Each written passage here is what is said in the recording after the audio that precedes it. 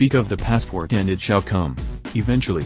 The latest group to utter the old Honda's name is Automotive News, which reports that it will appear on a new crossover SUV targeted at the midsize two-row market.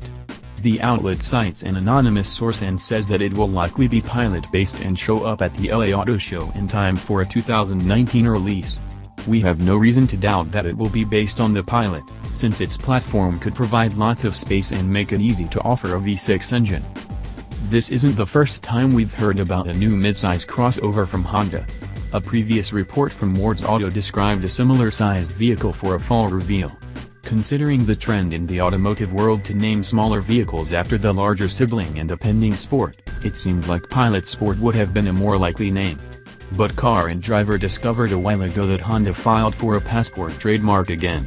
Combined with the Automotive News report, it seems highly likely there's a midsize Honda crossover on the way, and that its name will indeed be Passport. We reached out to a Honda representative who didn't provide comment. There's a good business case for a vehicle like this hypothetical Passport, too. Honda has a subcompact competitor in the HR-V, a regular compact with the CR-V, and a full-size three-row with the Pilot. That leaves space between the CR-V and the Pilot. The two-row midsize class is relatively uncrowded as well, composed mostly of the Ford Edge, Nissan Murano, and Hyundai Santa Fe Sport. Even the name works nicely with the existing Honda crossovers.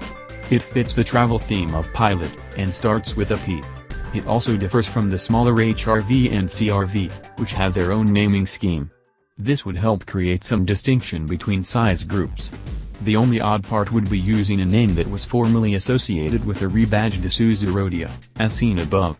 But odds are, people don't remember the SUV too well, or simply won't care.